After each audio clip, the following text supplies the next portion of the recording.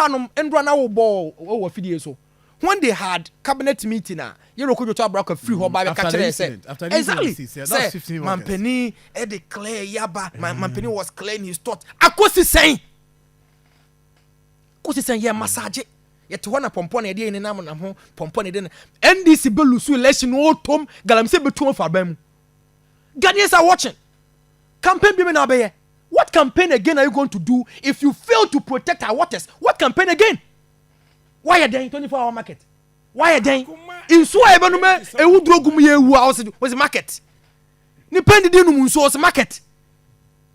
And they know better than I do. They know. Omo to munim sa ade omo ye no. O man be say you they know. Omunim no obinim and a police station echi to galamsey I say awie. Police station echi to galamsey.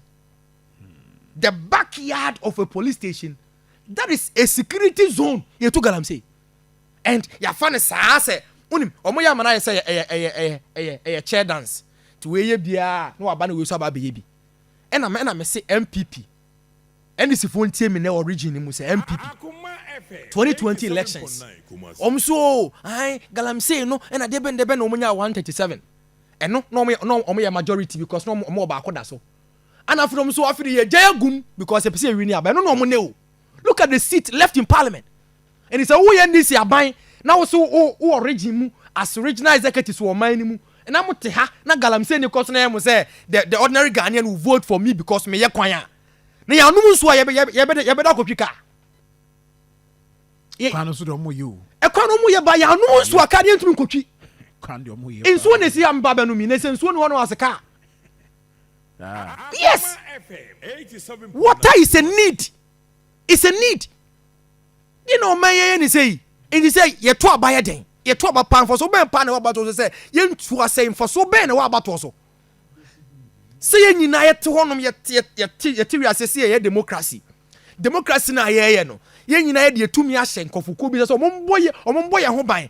Now, boy, a home by a quiet man, home. And my assassin, as I said, my yes will fool. In so I no nyan kwatenasen ye de wudro gum e poison yan kase ho to wo hwe se ye kwan be na wo ye e kwan be na wo ye o man be ni to o man atimu ntade e se ntie hu antumi nka all because of politics ye betu ma ye ni so obi so ye chairman of the constituency into no wo ye galamsey ni ye he no krokro no wo ye. What is this?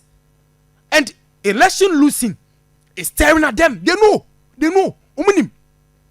And omo lusunwe e meda no mo ma yet say obi na am wo mu de omo an eku omo ho. They know what to do to win.